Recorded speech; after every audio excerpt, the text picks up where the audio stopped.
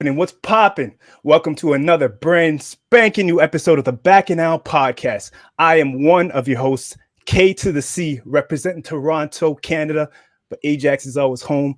And joined by Akil. I'm here in North Carolina.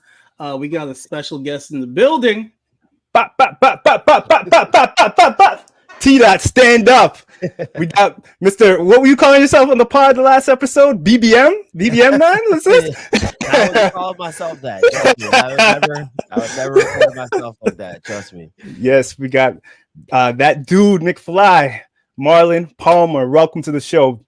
Thanks for having me. What's going on? I appreciate it. How's everybody doing? Good. Well, before we jump into this podcast, I want to let people know where they can reach you and what you've been up to and all that good stuff. Yeah, I'm on all social platforms as that dude McFly. Except for TikTok, I'm the Marlon Palmer on TikTok. I'm gonna find you, that dude McFly. But yeah, other than that, it's just that dude McFly on all socials. Nice. And you can find us at _the_backandnow_ at Gmail. Well, we are the Back and Now Squad on gmail.com. Back and Now spelled BACCHANAL. Back and Now. I know some of you in the South say back anal, but that's not what that ain't it. Tonight. This ain't it. This ain't the Dwight Howard podcast. This is the if that's a choice, podcast. It's all good, but that ain't it here. All right, what we gonna jump into first with these questions? Because I got one. I got a good one. Yeah, go ahead. Let me pull it up real quick because I saw it on Facebook, and I was like, "Yo, this nigga's spitting." I don't know what he's spitting, but he's spitting. So, all right. So here's the question: if you're a philanthropist, entrepreneur, or drug dealer, why are you giving out frozen turkeys? Some of us ain't got time to cook that. Why don't you give out a rotisserie chicken instead? If I'm a crackhead, chances of me owning a kitchen very slim, and I'll probably trade in that frozen turkey for crack. These are fair points. Pretty fair points. And turkey's like it's super overrated. That's old school. Then you should give out some oxtail. If you're really rich, give out some oxtail. Be real. be a real, real millionaire. Give out some oxtail. That's a fact. That's a fact. That's a boss move. Like, ain't no turkeys on this block, just oxtail. Just oxtail. It's ox block. That block would go off though if that ever happened. I heard people are doing the turkey neck and cutting it up and cooking it as if it's oxtail now because oxtail is so expensive and enough people can't tell the difference. That's crazy because turkey neck has a certain type of bone. It's not the same. It's not the same shape bone. So that's crazy. Yeah. They put that in chitlin from the South. Okay. Y'all don't know about that. That's that booty noodle. Nah. Y'all know about happily we don't know about that one. Yeah, that's a southern delicacy. It's not for me.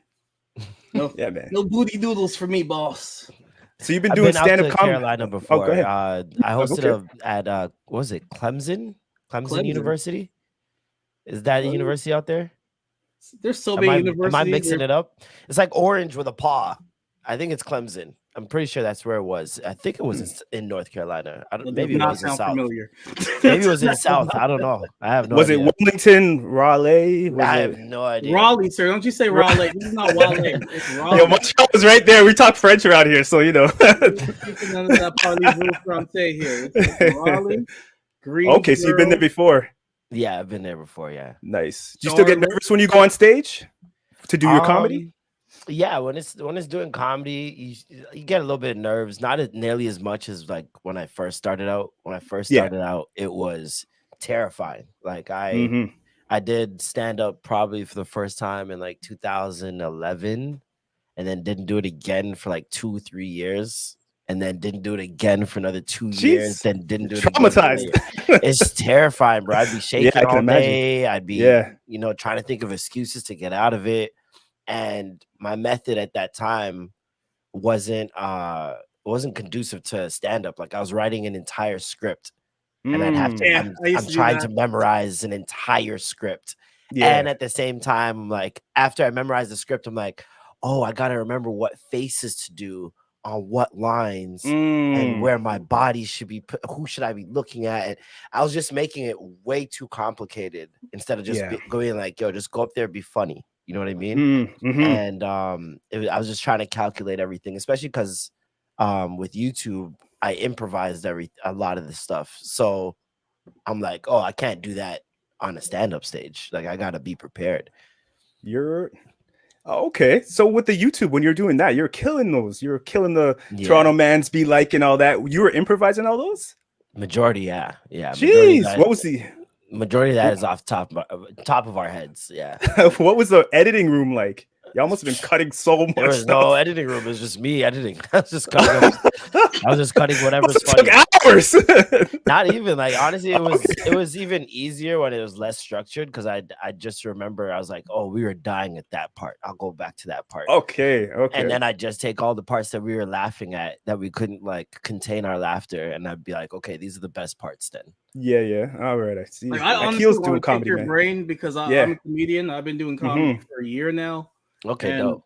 My approach, I look at comedy like Pokemon, and then I'll break down that analogy. So the different clubs I go to, I treat it like, in Pokemon where they go to different gyms. Yeah, you got to take out them gym leaders. Like, that's how I look at comedy. I'm going to these different clubs. I want to demolish while I'm there, and then my jokes, they're kind of like the Pokemon. So they might start off as a Squirtle, but I want that bitch to evolve into a Baltazar by the time I'm ready to hit the big league. So okay, you brought that around nicely. Okay, I was a little worried about the metaphor you had there first. I look at it kind of the same, but in terms of not in terms of like clubs or jokes, but like types of jokes.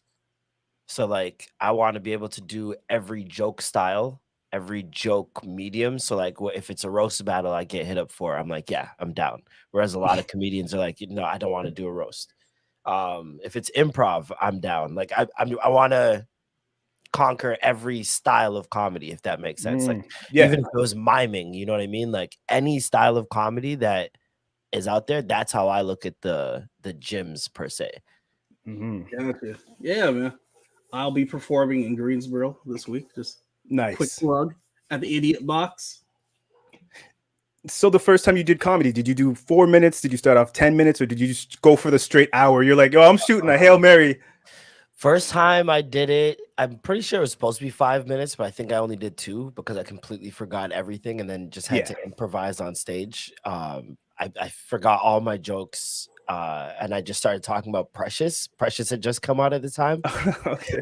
And so I was like, that's the only thing in my mind that I can think of that I can make funny right now. And I took like 2.5-3 minutes talking about how Precious takes a shit. And and then the next time I did it, it was for a TV show, the show called MTV Creeps. It's basically like MTV would creep your social media and take out like the most embarrassing parts and then ask you about it on camera and like make you explain the story or whatever. Oh my Lord. And so one of the tweets they found was me saying I want to be a stand-up comedian one day. And so they made it a challenge during that season for me to go to a comedy club and perform stand-up. And so they set up the night. It was at Absolute Comedy. It's a really dope comedy club here in Toronto. And they wrote the entire thing for me, which was, if you're a comedian, that's like, and you're just starting out, that's horrible. Like, it's it's not your voice. It's not anything. They're talking for 5 minutes about my eyelashes. And I'm like, this is not good. Like, and it's just making you look away when you don't want that look. And I'm about to be on TV. I'm like, nah, I'm not doing this. So like, they didn't give me the jokes until I got into the car and we were driving there. So I'm in the car. Oh Jesus! Editing it and no, that can't go on. And trying to memorize it now. And I'm just like, this is crazy. But I did it. I ended up doing it, and man, that feeling afterwards, because I did really well. And that feeling afterwards, I was just on the subway and the adrenaline was just pumping, and I'm like, yo, I want to go on stage. You got it. You got this. Now. Yeah. Like, it was crazy. So after that, I started like loosening up a bit, but I was still super terrified. It took years for me. Like literally, I've been doing it now consistently for about a year and a half, 2 years almost now. Yeah, that's and good. Before that, it was not consistent at all. Yeah, man, it's a nerve-wracking thing. I get nervous starting these every episode, and then it starts to go away. When I used to DJ a while ago in clubs and stuff like that. But when I first DJ'd with the record on the thing, it took me so long to put the mix in. The song ended, and I was like, "Yo, what the oh shit!" I had to pop the needle back, and I was like, "Okay." Got it. Yeah, you gotta work on those nerves. The nerves. Yeah, exactly. My thing with stand up, it kind of depends on the venue because North Carolina is so diverse. So there's like areas that are more college based, and there's like a guide, like a rule guideline for the open mics there of what we can and can't talk about. So that venue sucks. Man. So I would say what are some of the things you can't talk about? Say what? What are some of the things you can't talk about? You can't be no transphobic or anything like that. No body shaming. Like I made fat jokes about I made fat jokes about myself because I used to be fat and I lost a lot of weight, and it's kind of like I'm teetering on that line if I make that. That's crazy in the South to hear that. Yeah, right? I know exactly with all that Bojangles and like that's buck naked in the South, like, and they can't let you do your stand up like that. Wild. I would expect that from like maybe like a more northern like conservative. I don't know. Ottawa. Wild. That's Ottawa type of thing. It depends on the club. So that venue kind of caters towards like UNC, Chapel Hill, and Duke. College kids, they're more they're more squeamish. And then I went to a place last Friday called The Vault. I could do all kinds of jokes there because like when I go to the college place, when I say the N-word, they're like they gasp. These kids are soft. Yeah, man, they're talking baby shit out here. So I had a blast at The Vault. So if you're ever in North Carolina, let me know and I'll tell you where to go and where to avoid and all these rules and regulations, man. That's crazy. You got your podcast, The Extra Gravy, which is ill. I listen to it every week. Thank you. When you're interviewing people and you're asking these questions, do you get your questions ready, or are you just doing these off the fly? Some of it's off the I would say majority of it's off the fly. Like I just do my research on the person as much as humanly possible. Like I look at their Twitter, look at their Instagram, I look at literally everything, all their interviews, I look at their music, if they have music, like whatever their work is, I'll look at it all and just absorb it and just know the information so that when we do get in a conversation, if they make reference to something that only their audience would probably know, it's not hard for me to like just join in on the conversation. Okay. Yeah. I do that too to an extent, but then when some guests don't show up to the pod, I'm like, come on, bro. Stalker, looking them up, doing all this homework, and then they're like, I need next day. I'm like, I was just tuck away my questions. Like I moved them to another note just so I'm like, I know one day it probably will happen. So I'm like, I'm not doing this all over again. Exactly. You know what I mean? Yeah. So Marlon, I saw you were on what was it, Handmaid's Tale? You were a security guard. Yeah. How was that experience? Did they give you any lines, or are you just background? That was literally, I said one word. I was just like, all right. And that was it. I just okayed them into the building, and that was about it. It was keep your mouth short. It's probably like one of the legs open. Tame like times on set. Like it was super quick. It was chill. It wasn't anything crazy.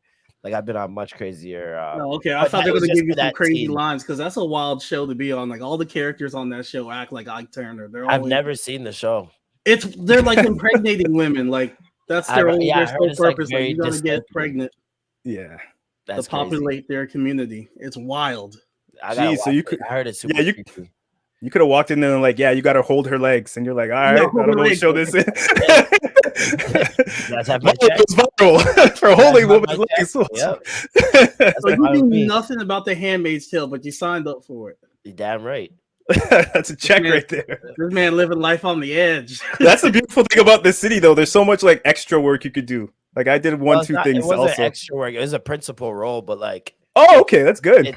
Like my agent gets me the audition. So it's like I wasn't. It's not like there's like a board for, especially for a show like that. Unfortunately, they don't make that like public, which is I find weird. I don't know, but yeah, no, sometimes you don't even know the project. So like so you can't spoil it. Yeah, exactly. Because it's supposed to be so confidential. So they'll name it something else until you actually get the role.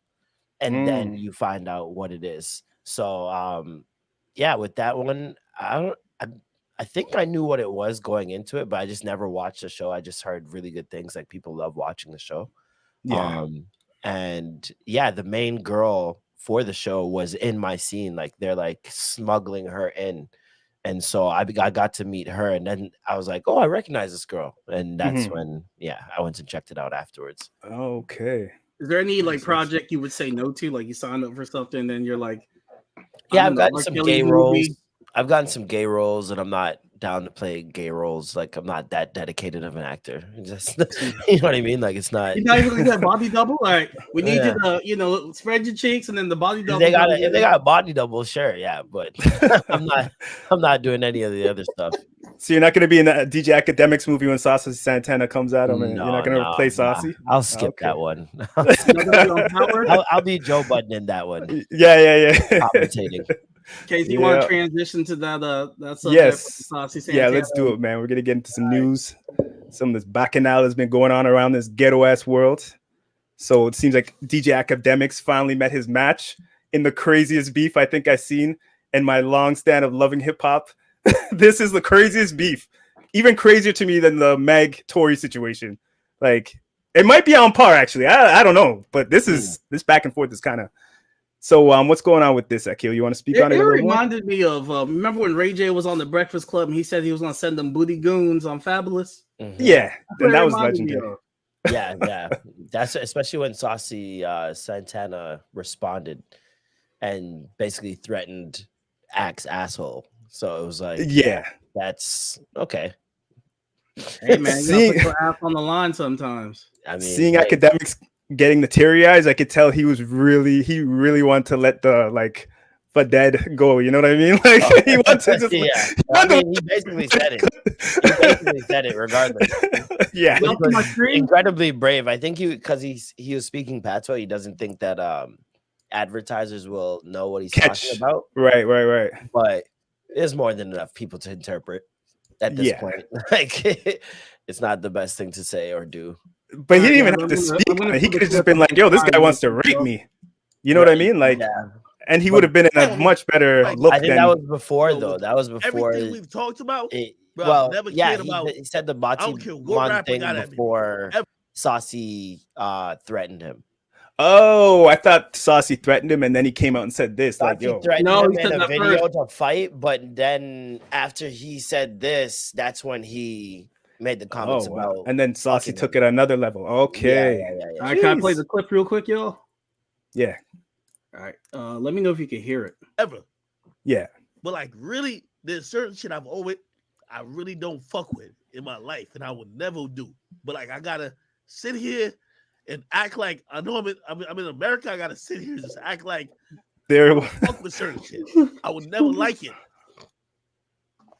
This guy's crying about. I feel bad for him, but at the same time, it's funny. You have to like just please cry about it. like that's genuine hate. Yeah, that's what's crazy about this. We're on the line. Soul. Like that's from the most Jamaican depths of his soul. That's insane. I think he's crying because he wants to say some homophobic slurs, but he can't. Because he know he goes. That's part of it. He's just like, if this was the '90s, nigga. Oh, yeah. That's where the pain's coming from. Sounds like a white person. Really does. Yeah. Ooh, if I can say the N word, that's all it is. Yeah. He's trying to get that pass. But my thing is, he always got smoke for women. Any type of female artist, he got smoke for them. Men too. No, you guys smoke for men as well. Yeah, but when he's like in person with them, like his whole tone and everything changes. He don't act like he's ready to like buck at them like he was with this situation. What guys has he been around that he had beef with? Vic Mensa. No, He didn't have beef with Vic Mensa. Vic Freddie Gibbs. Freddie Gibbs. Oh, Freddie Gibbs had a good back and forth. Yeah. Freddie Gibbs is hilarious. Yeah, but they never. Anybody he's beefed with as a guy, he's never been around. Like, yeah, exactly. He's probably been around them before, but he's never been around. And to be in all fairness, he doesn't really say anything about anyone unless someone says something about him. True. Like, he judges the music based on the music and the business, and a lot of people might not like it, but usually it's usually the people who are failing music wise that end up not liking it. So, like, for example, Glorilla put out that Cha Cha Cha song. Kai Cenat said he doesn't like it. She's beefing with him. Yeah. Academics shits on City Girls' first week projects numbers. They did like 6 to 10K or something like that. They're beefing with Ak. It's more so that they're mad at how much power he has and influence. And if he doesn't like it, they know that that's going to affect their wallets and how much work they're going to have to do now. Because if Ak doesn't like it, now you got to do TikTok challenges. Now you got to do a whole bunch of different things to try and make the record work, even though it doesn't work. Whereas before, if the record just worked off top, you don't have to do half that work. He's essentially. You really think Ak has that much power? Or yes, absolutely. He's the biggest media person for the youth in hip hop. Yeah. Period. It's him and Kai Cenat. They're the two biggest media people for the kids. Yeah. And Joe Budden's too old. He speaks to like the 27 and up, maybe. Ak embraces the new music, where a lot of media moguls do not, especially the older heads and the purists. They don't really fuck with it. But Ak knows every SoundCloud rapper. You know what I mean? So yeah. Adam 22 had to run like that for a little while. He went a little crazy before he went into porn and he went a little stare away from blacks. Right. He's now trying to veer back and doing that with artists a little bit more, but even that, he's turned into like a Vlad where they don't trust him. TMZ Vladdy, type they of don't thing. Trust him. His trust has been lost. So Ak is still in his room, still getting drunk at 3 a.m. on stream, just like he was in year one, and that's what they like. And so he hasn't switched up. Kai Cenat, you're seeing every label on the planet. If someone's dropping something, you got to go to his room. Yeah. So I like what he's doing. Yeah. It's questionable with the jail thing, but 50 Cent has power and he's got people selling drugs all the time. So it's kind of hypocrisy to say you don't like the jail thing, but I looked at a couple of clips. I was like, these guys are idiots, man. If I was in high school or something, probably just doing the same dumb shit if we had millions of dollars. And like realistically, who wants to go to jail? Who wants to go to jail? Who wants to go? Exactly. They're gonna go to jail and see Mr. Beast. Like, it's just not realistic. So for people to say that he's like influencing kids to glamorize jail, like, first of all, it didn't look fun in there. No, it did not. Like, it did not. all it looked like was them creating skits out of boredom, right? Yeah. My thing is, I felt like they could have picked a better, like something else, like a college dorm or something. They could have had the same stakes aren't as high, same energy. What? They gotta be jail, man. They got enough people falsely imprisoned, especially in the States. You got people falsely in school. He could do the dorms next if he wants to. You know, he could. I don't feel like they're manifesting some negativity. That we have enough of that shit going on. When you have that much power, what do you think would come from it? Nothing. He made his money, and the thing is, at the end of the day, majority of his fan base is like suburban white kids, so they see that and they're like, "Oh, it's cool."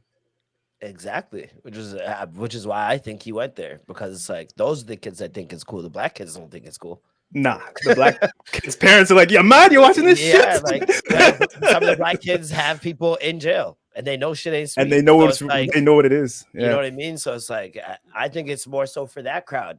I honestly felt like it was for the suburban white kids. Yeah, exactly. And I feel like they got street cred watching that stream.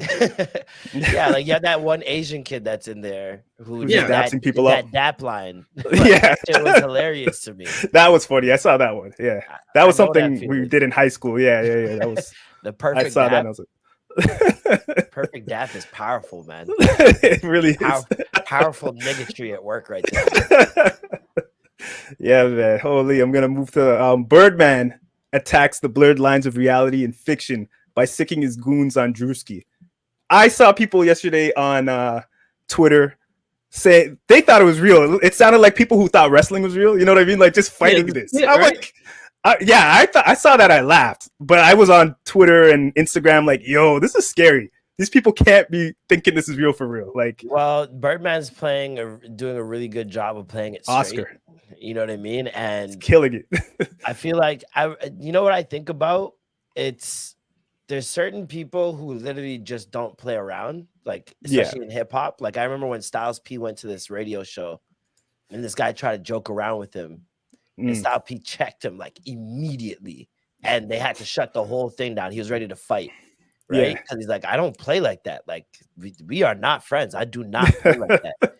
Yeah. All I want is respect and blah blah blah. So it's like, you never know, man. Like with something like this was hilarious to me because like the camera angles are so perfect. The camera angle is perfect, and there's no one chasing them. Exactly, just running. They're running at full speed. These guys are walking at a somber pace, like Jason. And they already have the chain, so it's like, what are you running from? Like, the video was hilarious. Even the TMZ over it was probably fake, but they just, to make it look more real, they just did that. Who knows if those are even security cameras? I know how to put that filter on a normal right. Camera, it's easy. Monochrome, just monochrome that. Easy. Yeah, like lower the frames per second. And if Drewski was smart, he would continue to make it seem very real. You know what I mean? Because it's only extending this. This should have been done so long ago. This started from like an Instagram live. Yeah, when he was like, stop talking about me or something. Yeah, I remember that. You think it started after the standing on business? He put that post on there. Yeah, because he had done that skit 2 days before, and then Drake drops that song, and he's saying standing on business the whole time. So he's like, yo, what the heck? No, it's genius marketing for Birdman. I don't keeping his name in this around. Means. Standing on business? Yeah. You don't know what it means? No. It means you're about what you say. Yeah. You walk the walk.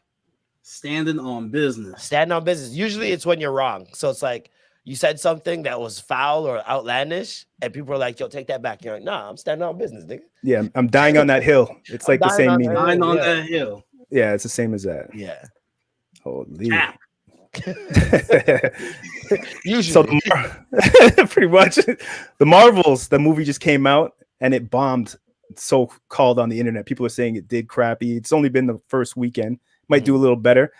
Has toxicity won? Because it seems like these negative, toxic people, or maybe honest people, are online saying the movie flopped, throwing up hats. They're all happy. I think it's more so the strike. I think the strike is what hurt it. Marvel has, probably one of the best press runs leading up to a movie. So without them being able to do that, they weren't allowed to do red carpets. They weren't allowed to do award shows. They weren't allowed to travel and do press runs. And the strike just ended, and the movie comes out 2 days later. So it's like, you know what I mean? You're going to get what you're going to get from that. Like, I don't think anybody, they still almost outsold Flash, which is wild. Flash is trash, man. And it must Flash is really trash. And I haven't seen the movie, but I'm sure it's better than Flash. You know what I mean? I'm hearing from people that have watched it. My friends who went to see it said it's amazing. I might go see it. I'm going to try to go see it. Post-credit scenes in Marvel history, apparently. So I was like, hey, man, I think it's just a strike that hurt it.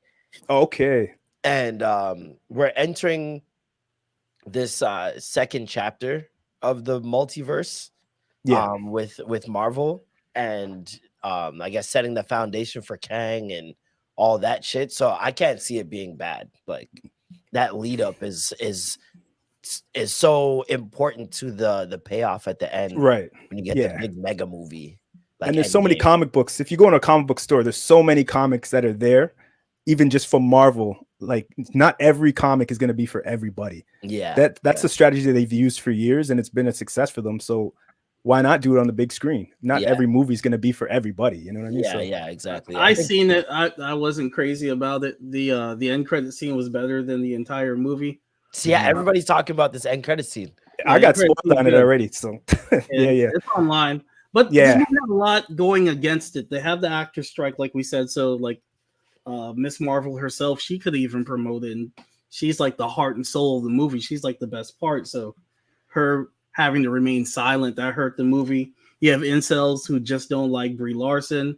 That's hurting the movie. You have Marvel supporting Israel. So you got people who are protesting it because of that as well. And then you have the Marvel fatigue because let's be honest, this movie is just like any cookie cutter Marvel movie. Same kind of formula that they've been using. I honestly compare this movie to Iron Man 2. Okay. Where it has a lot of plot points that it's trying to hit, but the runtime for the movie is really short. It's 90 minutes, so you're looking at about an hour and a half. The villain's real generic. She's like a female Ronan the Accuser, and she got a grill in her mouth. Like that shit bothered me. I wondered why she had a grill. I like that. Hey, She's the only nigga with a grill. And then her henchman's just this white guy with a man bun, but all the other Kree are blue. She the one nigga, and she got a grill. And then she got this white man. And it's a black woman? Yeah. All right. How do we know that wasn't her choice? Okay, I need to see the comic. There was a white guy in the comics. So that's a guy in the comics. Not even gave her a grill. It's Loki's wife too, right? Yeah, what's her name? Darben is her name. I'm gonna look up the image. But yeah, she had a whole grill in her mouth. I was like, yo, she from Houston? That's crazy. I was like, that ain't no. How you get a space grill? That is wild. Imagine if she just had bad teeth. She's British. She's British. So British. Hey, they're like, yeah, we're gonna cover this up with the grill. We're not even gonna mention it in the story. Yeah, that's crazy. But the dynamic between the three different Marvels was cool. I think that's another reason why it's hurting too, is because it's it's a female led cast. Exactly. I think that's the main cause of it. Anytime people see all women cast leading, they automatically assume pandering, right? Right. And so I think movies are doing a way better job than they did 4 or 5 years ago, where it was like super obvious and just like girl power this, girl power that. Whereas now I think it's a little bit more nuanced. Like I don't think it's as this movie's really on the nose though with the dialogue. There's literally a scene where Nick Fury says "Black girl magic." I said, "Come on, bro." But see, that's what I'm talking about. Hold on. Before we miss stock, I'm pretty sure it's a black woman director who did this. She did Candyman. She did a fantastic job. Her hands were tied, bro. You there? Her hands were tied. Because no way her black ass wrote "Black Girl Magic" in that shit. That had to be Kathleen Kennedy. Yeah. She probably said, "Girl, I got the perfect line for you. Black Girl Magic." You know what? We're gonna give it to Samuel L. Jackson. Samuel L. Jackson. That's who'll say it. Like that. He gonna look at Photon and say, "Girl, use your black girl." And by the way, I was calling her Captain Yams the whole movie. I don't know what happened in between the films, between the blip and this and WandaVision, but she was stacked. Oh, word. Got a little tickers. Oh, word. Thick. Yes, bro. Tick. He put his tongue in between his teeth. I wanted her to be the leader. Honestly, Captain Marvel could have skedaddled because she wasn't doing nothing. Her personality for you visually or like in the movie. Just in the movie, she was boring, bro. Like honestly, I compare her character. She's like to Superman. Danny Rand, Iron Fist from Netflix. Miscast and just boring. She boring as hell. Like every time Miss Marvel's there, it's a good time. But when Captain Marvel shows up, she's like, "Hi, I got a cat." I'm like, "Get your boring cat out." She seems so similar to Captain America, though, personality-wise. No, but she got some like in the comics. She got that swag to her in the comics. Like Captain Marvel in the comics, she dates Rhodey. She has a black boyfriend. She like got Superman. Swag to her. She's just too powerful that it's boring. Like she has no real. This is how she portrays the character. She plays the character like a robot. Like she's still trying to like gain her memories back. It's been like 30 years. What you mean? You still trying to gain your memories back? 30 damn years. She's trying to avoid. She's like a bad father who went to go get that pack of cigarettes. Yeah, deadbeat aunt. She don't be checking exactly. She didn't check on Monica because remember about WandaVision, she had beef with her aunt. So she a deadbeat and she act like a robot. She a whole bum. She a bum ass aunt. With Alzheimer's. That's crazy. She ain't got no. She a bum ass aunt. Talking about I'm gonna catch it next time. Every family got that one trifling ass family member, and that's who Captain Marvel is. Trifling as hell. She ain't bringing nothing to Thanksgiving except herself. That's what she bringing. for Thanksgiving herself, and she will eat up all the food and leave. That's Captain Marvel. Trifling. And there's also a musical scene in the film where they sing, and that shit pissed me off. Okay. All that damn. They're gonna do that. They're gonna do that. The world ending. Y'all niggas singing. Cut that shit out. Singing in there like a singing, musical? bro. Call that damn singing out. The world trying to end. Y'all niggas trying to do a shuffle. Cut that shit out, man. And there's a lot of cats. I don't know who the movie was for. If it's for, I think it's for like white women with cats.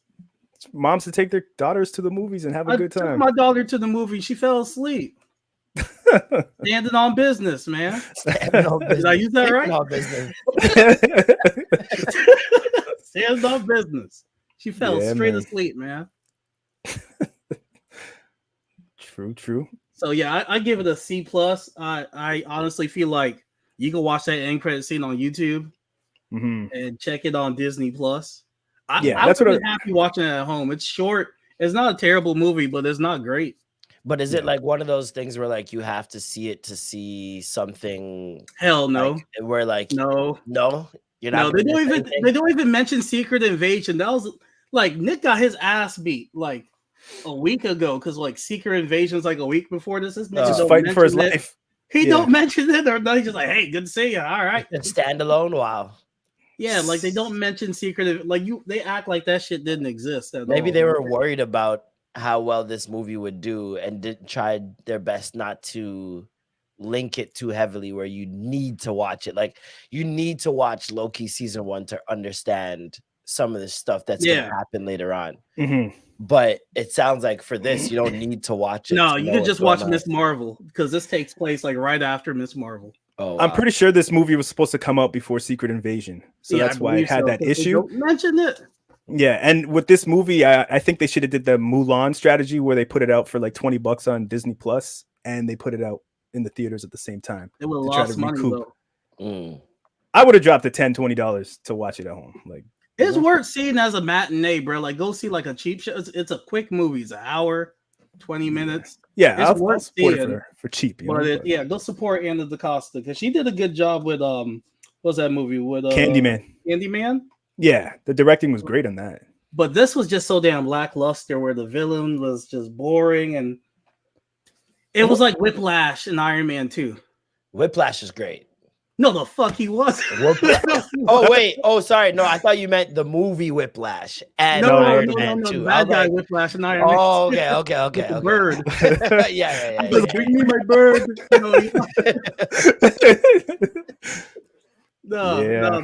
This villain was as bad as Whiplash. I was like, yo, what's this woman's problem? She had the grill was distracting me, and then she had a bangle like Miss Marvel, but they didn't really explain it.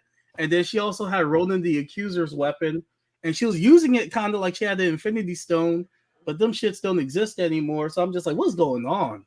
And they didn't bother to explain that. They're just like, yo, she mad because Captain Marvel did some shit, so she mad at her.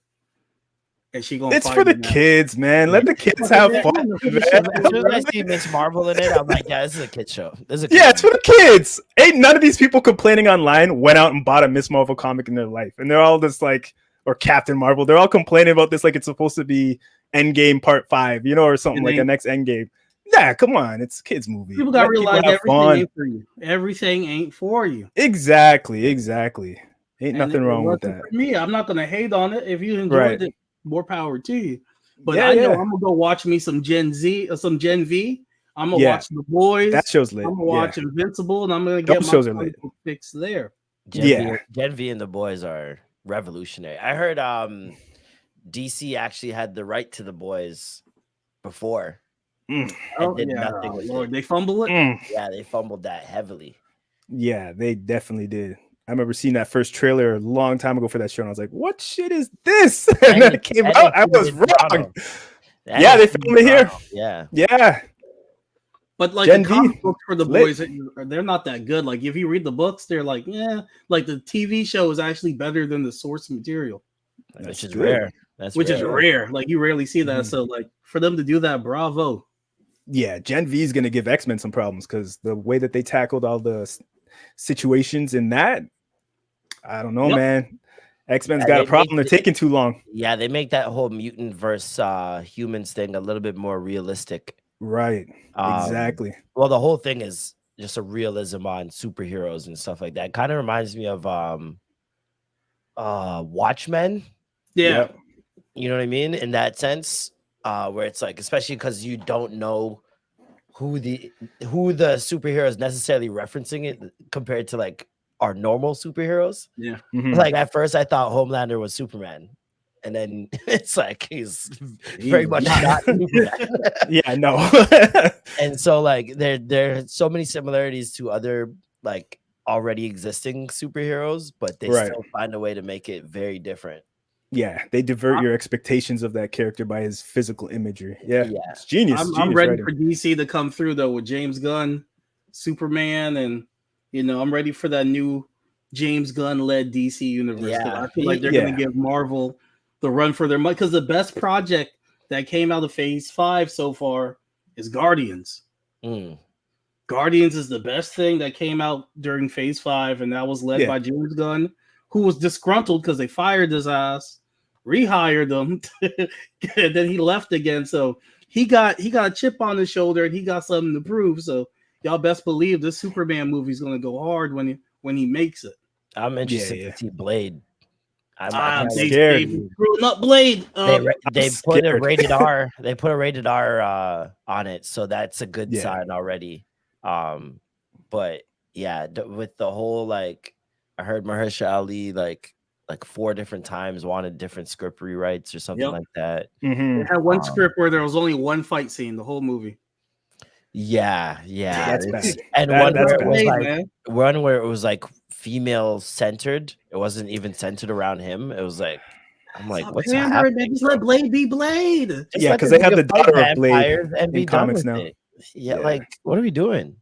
Yeah, let him be. But you can have strong female characters without pandering. We all seen Terminator 1. We've seen Terminator 2. I grew up on Xena. True Lies, Aliens, True Lies, Aliens, True Lies. Yeah, you could do these things without pandering. Just write them like normal people. That's it. We don't need lines like "Black Girl, Magic Girl." We don't know. Nobody talks like that. Yeah, that's insane. That's insane. Mm-hmm. What do you What's want to next get to on next, the topic, Casey? I want to talk about Joe Budden. Seemed to he was in the strip club throwing some ones, you know what I mean? And some guy came and gave him a cheap shot. This is like there's a whole lot of pod wars going on right now with this thing. Now it's becoming like violent. So yeah, it's really bad what's happening. I don't like what I'm seeing. He got security now. He said he got a Navy SEAL. He's doing backflips and jumping off buildings to save him and stuff, So he says he's good. But the guy had security because he moves around alone so much, like way too much. Yeah, he should have had security. He's so used to being quote unquote, no pun intended, regular Joe. Right. Like he's not. Yeah, and especially with the things he says, it's like, come on, bro. You had to know someone was gonna pull your card eventually. Exactly. Went on $1 million game and called tax a worker. Man. Yeah, and he had a whole monologue to Tax Stone. So well, those are Tax's guys allegedly. That's what I was about to say. Yeah, the attacker claims to be Tax Stone's mans, but like, why would you put that out there? Like, that's putting Tax Stone in so much hot water now. He's not really. You don't think so? That's not going to push his date back. He's in jail. He's been in hot water. What does he have to lose? Yeah. That's true, I guess. He's got nothing to lose. Couple more days on his time. 30 years or something like that. It's jeez. It's like, what do I have to lose? I don't get Joe Budden jumped. They can't even trace that back to me, really. For real. His pod was good. Getting jumped and Pump It Up was playing in the background. That's crazy. Pump it up if you came to get it. Trying to block Pump it up. Somebody gotta put that in the movie in the fight scene, man. Pump It Up playing. Bring it back. I see some ladies grilling. That's crazy. No, that's really what he was going through too. People were just watching around. Ladies were grilling. Yeah. Haters were chilling. Yep. I'm surprised no footage came out of that. That was crazy. Allegedly there's footage, but I don't think they're not gonna catch the punch because the punch was a sucker punch. So that someone was filming in a strip club, which is very rare already. That's I true. don't think you're gonna see any footage. It would have dropped the hour it happened. Marlon, let me ask you a question. I'm gonna switch gears for just a second. Yeah. You ever had any incidents with your comedy, like any crazy people or any like hater type shit? Yeah, I do try to jump. Two guys tried to jump me one time.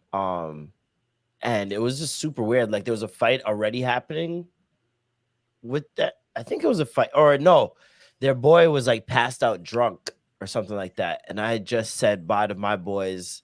They got in the car. I was waiting for my Uber. It was like 2 minutes away.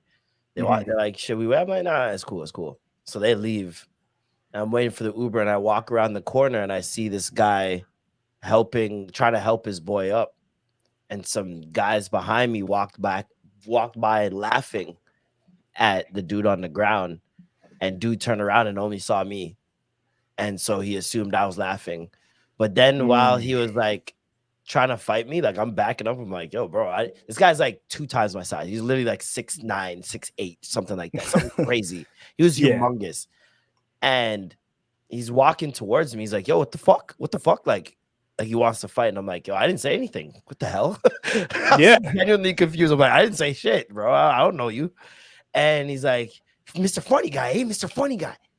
And once I heard that, so he knew who you were. And he saw your show. Oh, okay. I see what this is. This is not, this is your excuse. Okay, cool. Yeah. And then we just started fighting. And then his boy jumped in. And yeah, it was this whole thing. So, hey, I live in the conceal and carry state. That ain't gonna fly. Yeah, that must be nice. We're gonna shoot him. Not gonna fly. And all you gotta do is say, I'll stand in my ground. Yeah, what happens when an altercation breaks out, like a disagreement breaks out there? Is it like way more talking? It depends. It's one of those situations where I gotta consult with my lawyer before I do anything. So you're like, hold on 1 second, yo. Hold on, one second. And then I can shoot this nigga, right? I do what?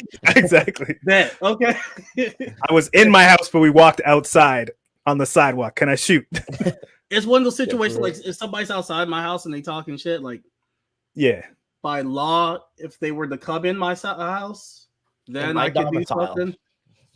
So like it depends. I haven't had any madness with my comedy.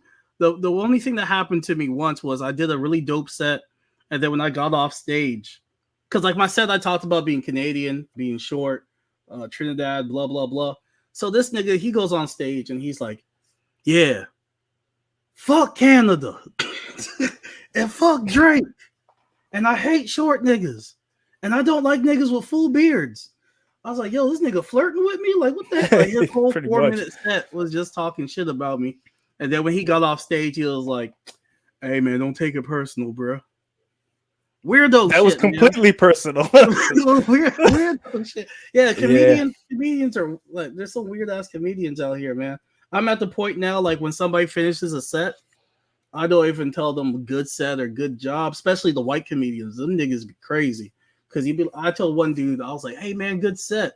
And he's like, "It was trash, stupid." I was like, "Whoa!" I was like, "Yo, chill, chill, bro." Some of these comedians are weird, bro. They take weirdos, bro. So like it's like the end of the world. I'm like, nigga, you just performed for 30 people. They're not gonna remember you. Exactly. Right. Like, especially because you did bad, they're not gonna remember you. Like if you did horrible, like life ending, then they'll remember you. But still, it's still just 30 people. Like it's not the end of the world. You didn't Kramer it, right? So right. It's nuts, bro. Sometimes you got to reserve those, like especially going on stage, following a comedian and making fun of the comedian before you. Like you got to really actually know that nigga. Like, I didn't know this man. He did that to me. So like we got beef. I see him a lot now.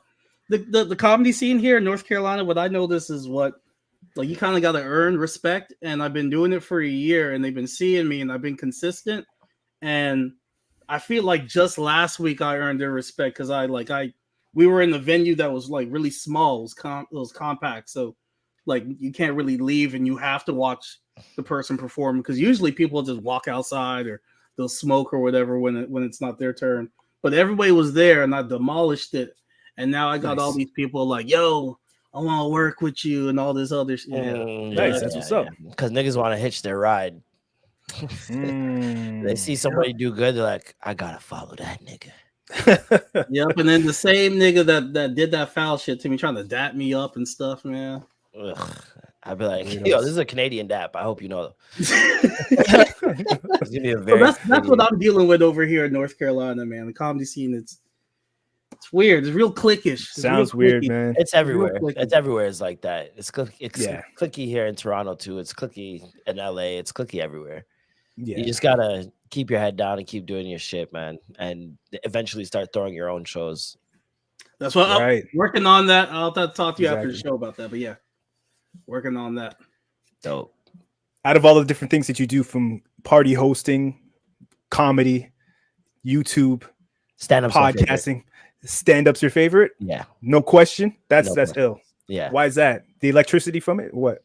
Yeah, the degree of difficulty, the electricity from it, the amount of attention, the fact that I get to work by myself, like it's just tailor-made for me. I feel like I've been watching stand-up for my whole life, and just getting to do it now is like, it seems surreal. Like seeing pictures of me doing stand-up, I think are the coolest pictures I've ever seen in my life of myself.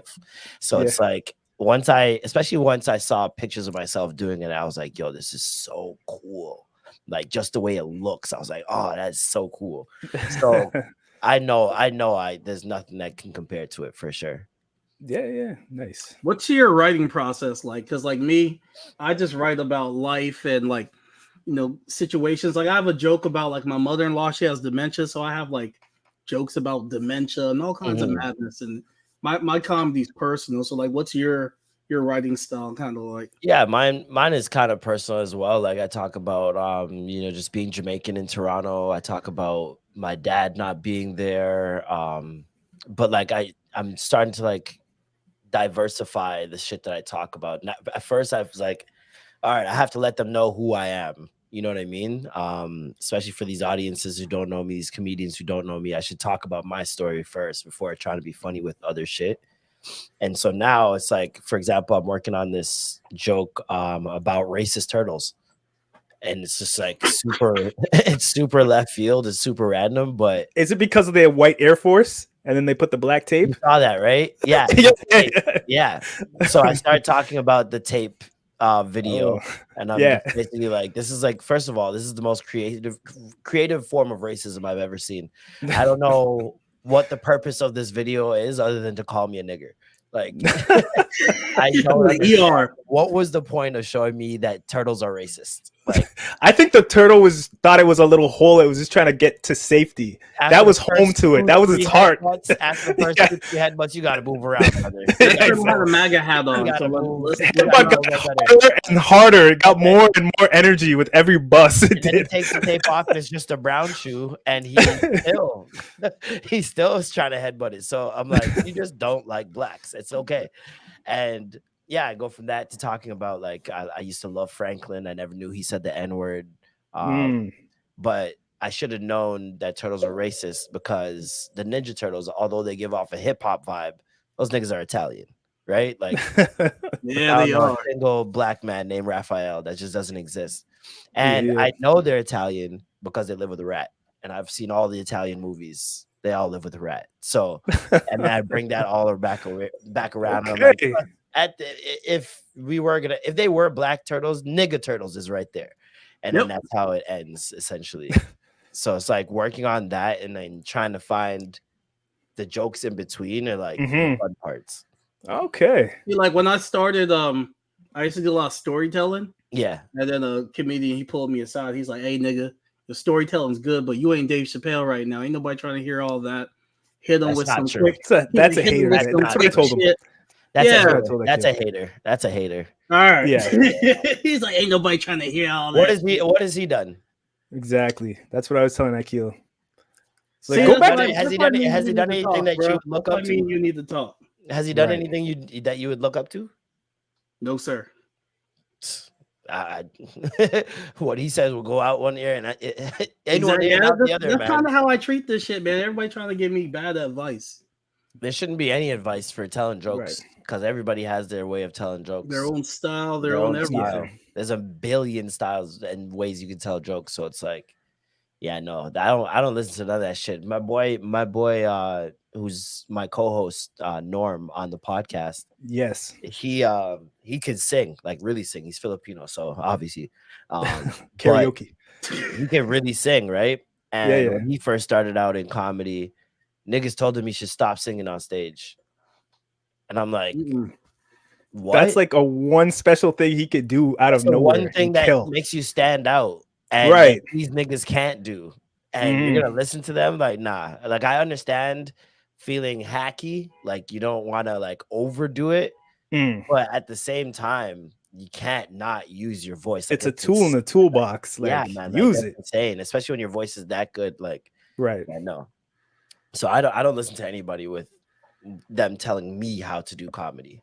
And then watch the dude probably went home and started writing stories for jokes. You know, like the guy probably was like, butter, bro. Stories are what's gonna get you like the relation with the crowd and the relation with the crowd. Like they know who you are now through these stories. And so, yeah, no, I would say tell stories more. I wish I had more stories. I'm like trying to rack up stories right now, like to tell on stage. And even still, hella stories, man. It's so hard to be like, which one is funny? Or which one can I find the funny in? You know what I mean? Yeah. What do you guys think of ghostwriter comedians? Like the guys who help craft the jokes? Those are dope. I've ghostwritten for some comedians before. Yeah, I think that's a good thing. It's like music. Like, yeah. And especially when you get to a certain like stature, like Kevin Hart, he needs to have ghostwriters. Like he's so busy and he's got so many hats that he wears. And he's at a level now where he might not be as relatable because he's so rich and because he's Kevin Hart. So like getting that outside perspective from the Red Cup boys is like probably monumental to him. You know what I mean? Exactly. How do you get into like writing as a comedian? Because I can write my ass off. That's all I do is write. Yeah. And I was just wondering, like, as a comedian, how do you transition to like a writer or get like paid writing gigs and so forth? If you know, you let me know. I have no idea how that works.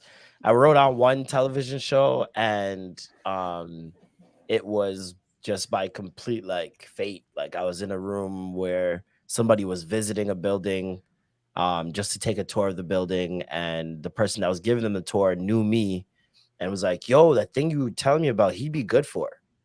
And then we just started talking and I met up with them the next day. So it was like, it was one of those where that's not going to happen every single time. You know what I mean? So I have no idea. Once I find out, I'll definitely let you know. We had Rodney Barnes, comic book writer, TV show producer. He was on the podcast last month.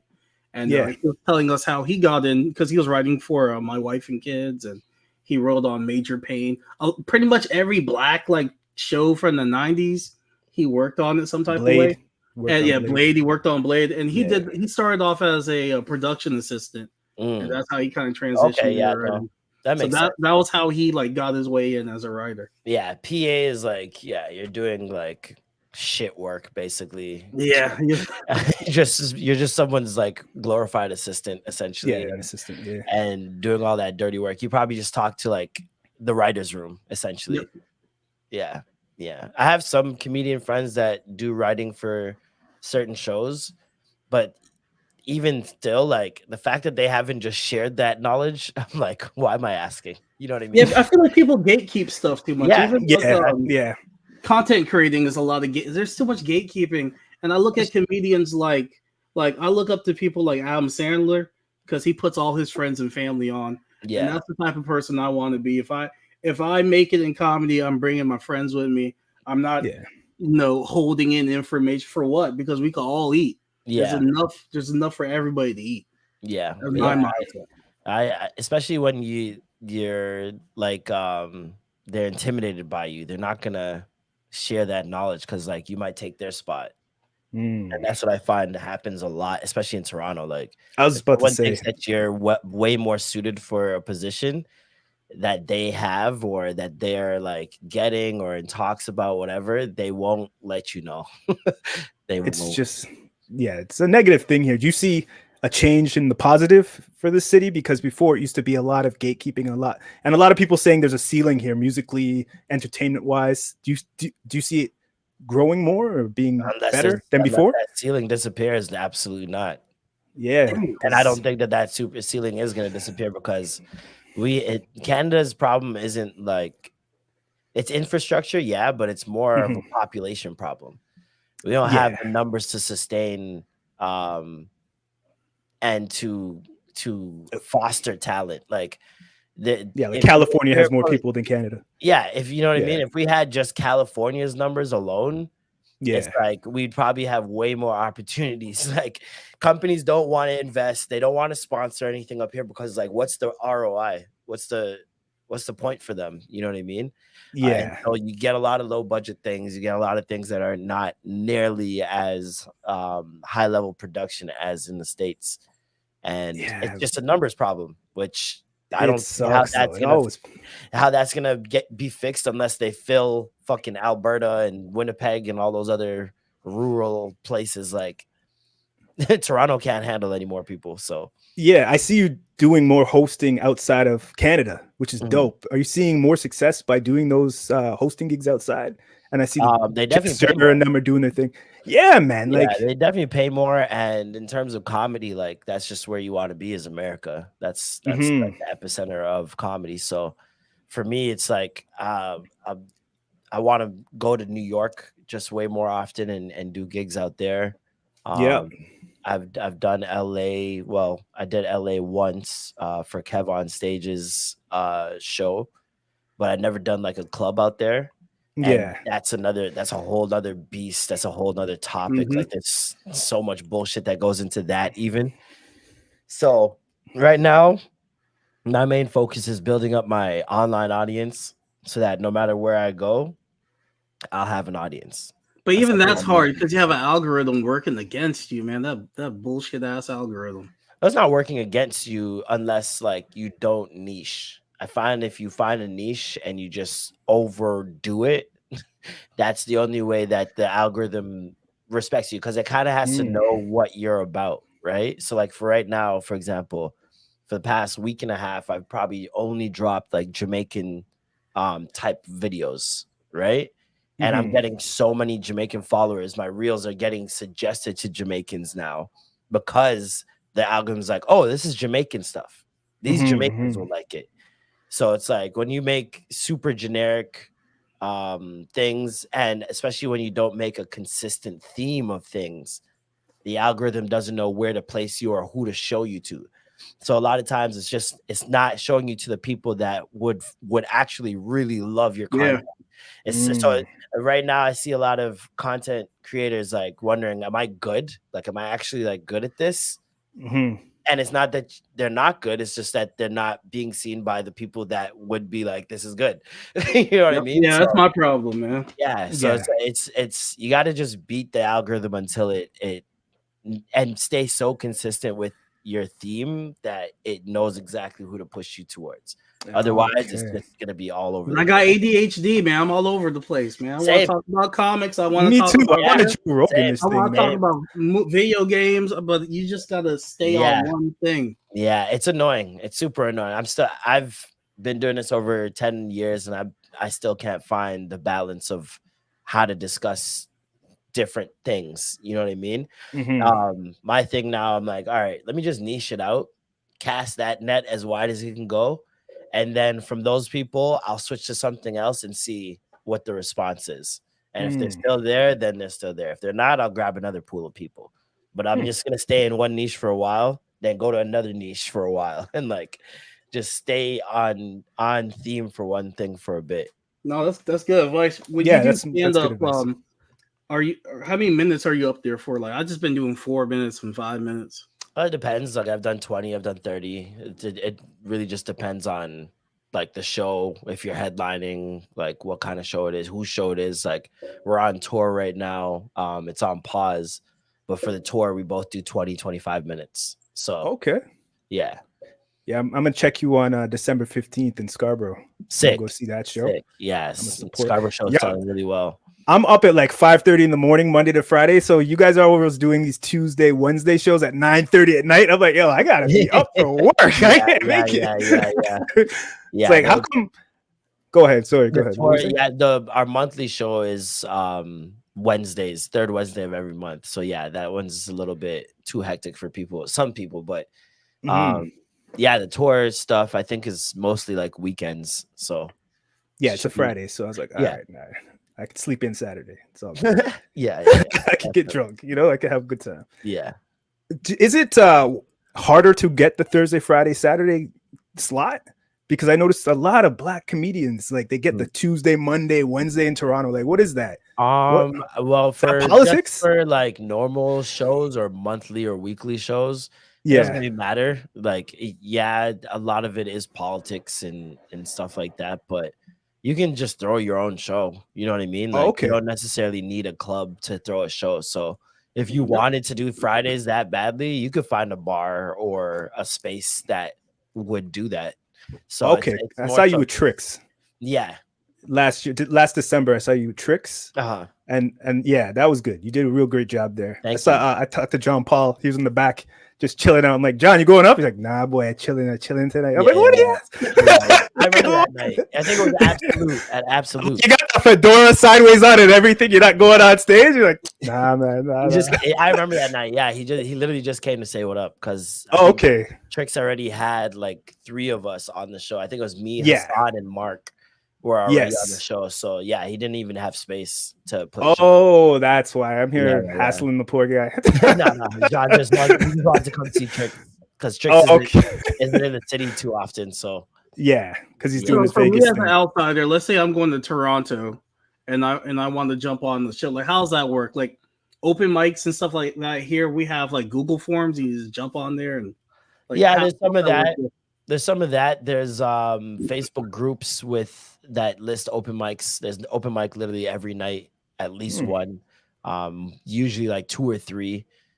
So open mics are frequent. They were dead for a bit, and then just recently, I would say over the past couple months, they've been just popping up more and more. Especially you still do look into that your show. Pardon me? Do you still do open mics or just your show? Oh no, I go to open mics to like work on shit. Yeah, that's what I do. Yeah, and just to like practice jokes that I have that I know, like, okay, it's only going to be comedians there for the most part. Maybe like 4 or 5 people who aren't, you know what I mean? So it's not even a big audience. I don't even care about the audience or the response. It's more so like getting the rhythm down, seeing how the joke like plays out. If there's any idea, because a lot of ideas you get doesn't happen until you're on stage actually saying it. And so sometimes it's just like going up there to generate ideas and see what's going to come out. But yeah, no, I still do open mics like, and the regular shows, especially because I don't get booked on shows that often. Like, not compared to some comedians in the city. Like some comedians have 2-3 shows a night. Like, oh shit. And I'd be doing like 3 or 4 a month. So I got to do those open mics to get that practice in and to just keep more minutes. You know what I mean? Right. Like, if every time I land a joke, I'm like, there we go, another like 2-3 minutes. And that's currency in comedy. Like the more minutes you have that you could play around with, then not only can you do more headlining stuff, but you can adjust to the crowd, which is like my main thing. Like I don't want to go to an all-white crowd and be talking about boyaka shot, bomba clot, and all this stuff. They're not gonna understand, you know what I mean? So you want to have that wide variety of evergreen universal topics that you can say anywhere at any time. Yeah, I like it. I just wrote down open mics on Facebook, so we're gonna get you out here in Toronto, man. We're gonna get you out here next time you come cross that border. I'll see if I can get you on. All right, I'm gonna do it. You guys want to wrap this up? Yeah, this has been fantastic, man. Thank you for being a part of the show. Thanks for having me. Yeah, man. Anytime. All right, let everybody know where they can reach you one last time before I end the stream. Yeah, you could reach me at That Dude McFly on all social media, except for TikTok, where I am the Marlon Palmer on TikTok. That Dude McFly, I will find you. And again, we are the Bacchanal. You can email us at thebacchanalsquad@gmail.com. And we are on all social media platforms as _, that's that, the little line there. And then it's Bacchanal, BACCHANAL. I am Akil with K to the C, and Facebook, the Bacchanal podcast fan page. Join us. Have a good time. Don't be sensitive. There's a lot of people in there. We're at like 700 plus strong. So yeah, come in, have a good time with that too. It's been a great time. This is the back. Everybody have a blessed weekend. See y'all soon.